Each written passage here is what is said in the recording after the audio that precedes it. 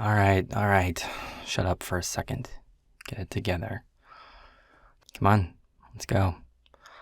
It's a goodbye lunch, not a damn circus. We're still representing the company. I don't care if we're off the clock. So keep it together for a sec. I've got some words to say. Choice words. Yeah, I see you wincing already. Well, buckle up, whiz kid.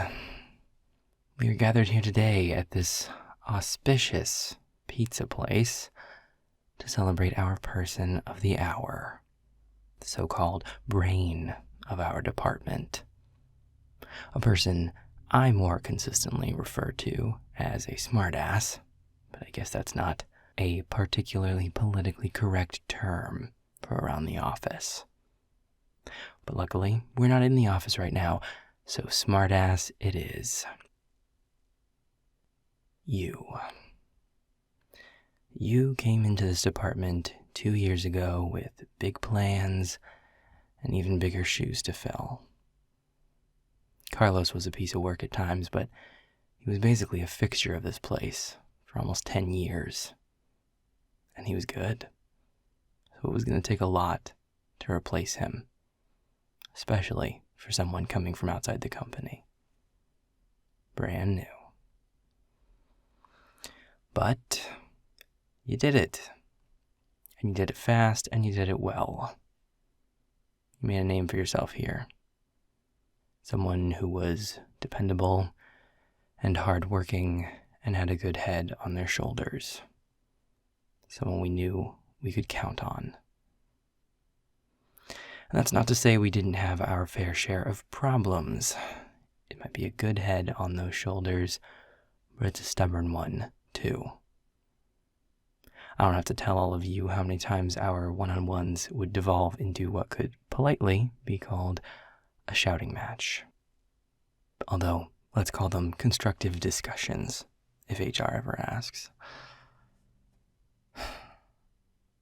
You saw things that you thought you could improve, and you were passionate about them. And while those discussions were never easy, the results were always a positive improvement for the department. And then you had to go and leave us hanging out to dry. I mean, come on, what did this new place have that we don't? A working water cooler? More than 2 holidays off? I don't know. Functioning administrative structure? I mean, come on, what could possibly pull you away from this little corner of hell we've made for ourselves? I kid, of course. Mostly. Long story short, you did good. You'll be missed. And if this new job doesn't have someone who wants to fight you tooth and nail on every change you want to implement, my door is always open for a sparring match. For old time's sake. Cheers. Come in. Well, hello there. Didn't expect to see you still here this late. Told you after lunch you could leave early, get your freedom started. What the hell are you still doing here? Hasn't everybody else gone home?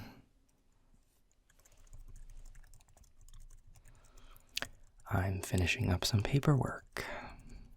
HR sent me some checklist I had to go through for you leaving. Trying to get that submitted so I can get my weekend started and pretend for 48 blissful hours that this place doesn't exist. What about you? You didn't answer the question. What the hell are you still doing here?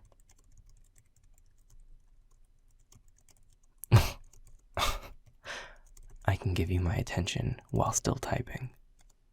That's a discussion we've had a million times before. New job or not, I can't imagine you'd have forgotten that quickly. Well, I guess that depends. Do you plan on saying something that warrants my full attention? because so far you're just being weirdly evasive.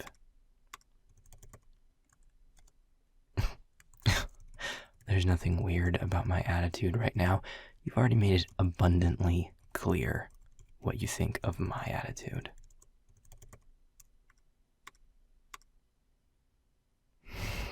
Fine. What? What do you want? You got my full attention, so let's go. Me singing your praises at that fucking lunch wasn't enough. You need some one-on-one ass kissing? What, you want me to get down on my knees and beg you not to leave? It's not really my style, in case you haven't noticed. You want to talk? Then close that door, because I've got some words. Good. Now what's your fucking problem? Ever since you put in your 2 weeks, you've been avoiding me. You canceled our last 2 one-on-ones. You moved up the time that you came in, so we spent the minimum amount of time in the office at the same time. I took the message pretty clearly. I don't know if it's embarrassment or not wanting things to be awkward or whatever your reasons were, but the message was obvious. You were cutting ties and you didn't want to talk about it. And that's okay. You don't owe this place anything. You don't owe me anything. You don't have to feel bad about pursuing a better opportunity. You shouldn't feel bad about that. I'd be pissed if you did. I was never going to shame you and try to get you to stay. I would have hoped you'd at least know me well enough after 2 years to know that. So yeah, I'm a little fucking confused when you spent the last 10 workdays doing everything in your power to act like I don't exist, and now suddenly, on your last day, you stay late after everyone else has long since gone home to have some kind of chat. What's the deal? All right, ask away. I'm all ears.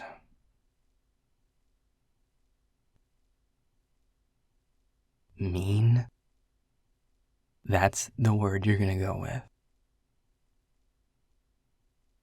No, it's not the one I would have used. I would have gone for something like firm or uncompromising. Fine, we'll go with your words.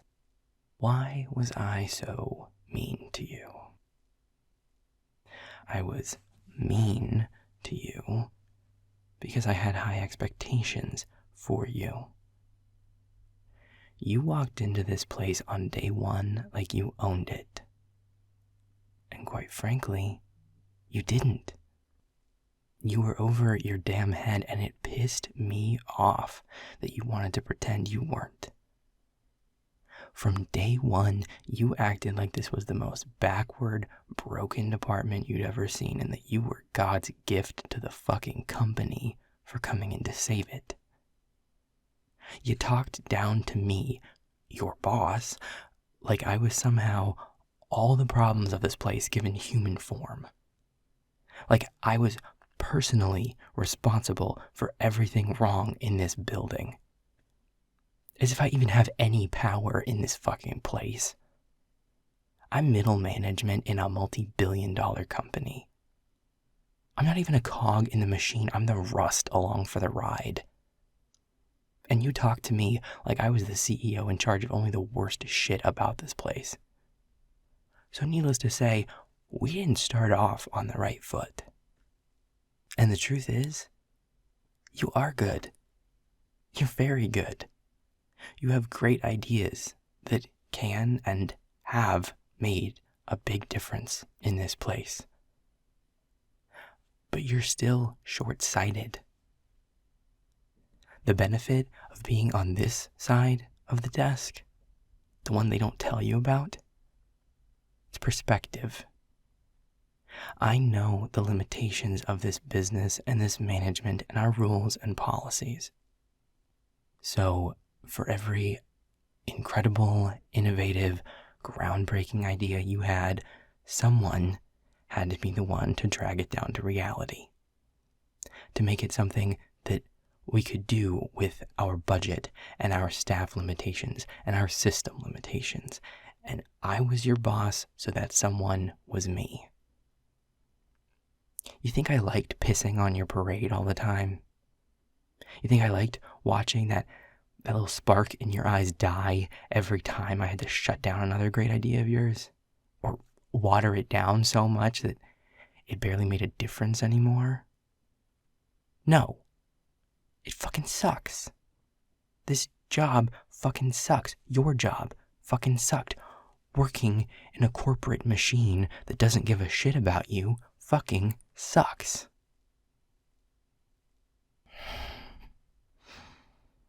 And I didn't get that point across in a very compassionate way most of the time, and that's on me. I will own up to that to the day I die. Yes, I was mean to you. And I'm sorry for that. I really am. But at least you being so mad at me all the time meant that you never gave up on making great ideas and shoving them down my throat, even if it was just your way of trying to tell me to fuck off.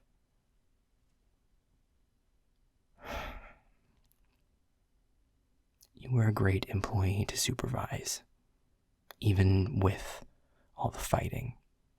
Hell, because of all the fighting. Because you actually cared. And you made me care, which I didn't think could happen anymore, not here.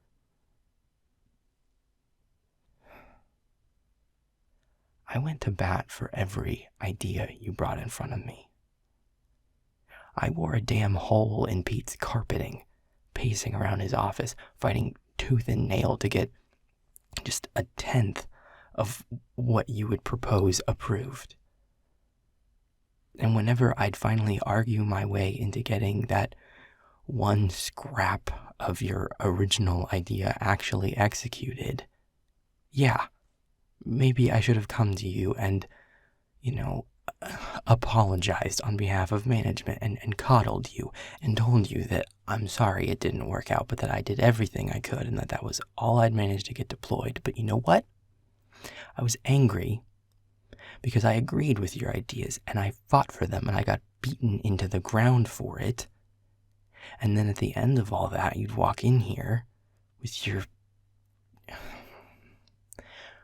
righteous indignation and you'd be pissed at me for having to be the bad guy and tell you that sometimes the world doesn't work out the way we want it to.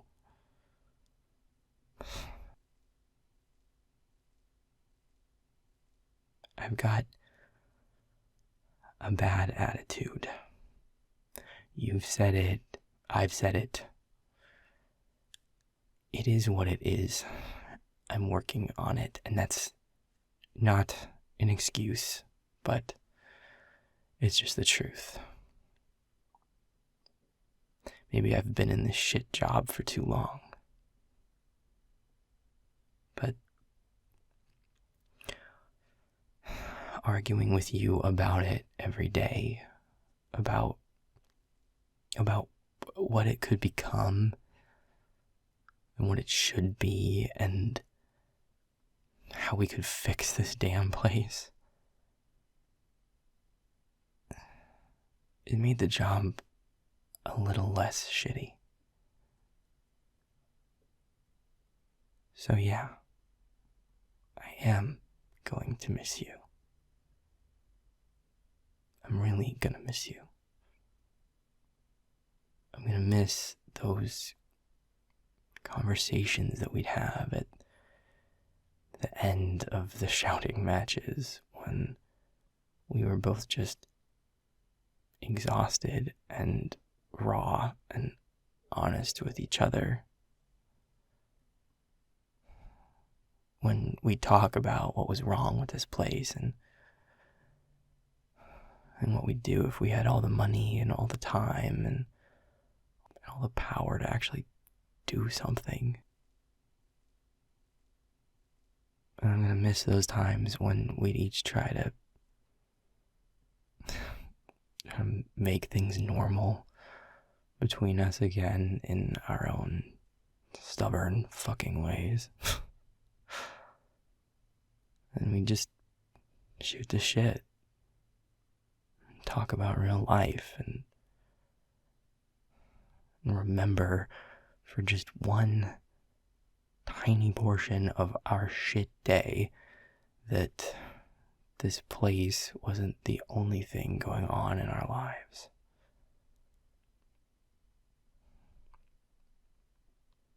I'm gonna miss getting to know the person that I fought with every day. Because when we weren't yelling, you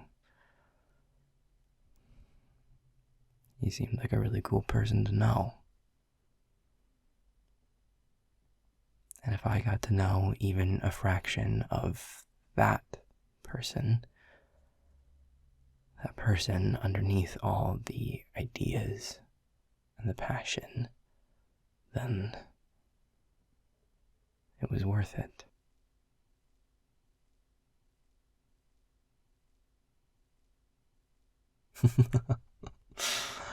Oh, well, I'm glad you liked the person underneath all this assholeness, was the phrase, apparently. I'm glad you liked that person too. And how delightfully mature of us both to just now admit it on what's probably the last day we're ever going to see each other.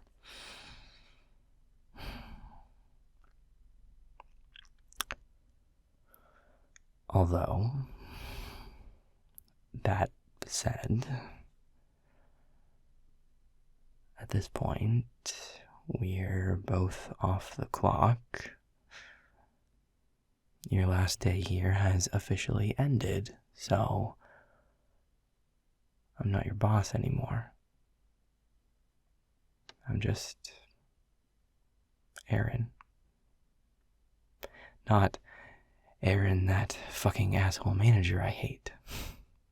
Or however you used to refer to me to the rest of the people in your life.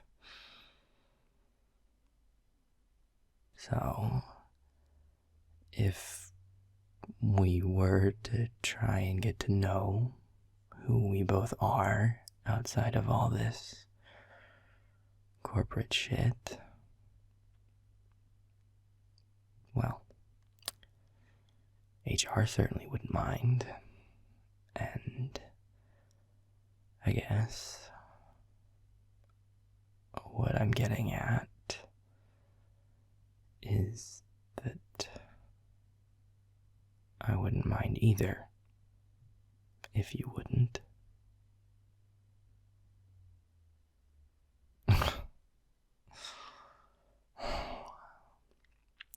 Fine, smartass. One last stubborn dig for the road, huh? Couldn't resist.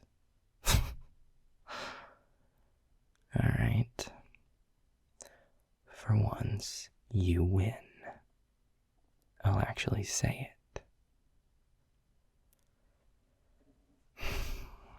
Would you like to go on a date with me? That wasn't too mean for you, was it? I mean, there wasn't any implicit praise in the sentence, so... Oh. God, you've got a fucking mouth on you. You know your new boss might not take so kindly to some of the more colorful things you've taken to calling me. Oh, those are just for me? Oh, well, that makes me feel all warm and fuzzy inside. Asshole. Well, that lunch today was kind of a shit show. How about an actual nice dinner to celebrate you moving on to greener pastures? My treat. Good. Well then, how about you sit your ass down while I finish up all this paperwork you've left me so we can get out of here?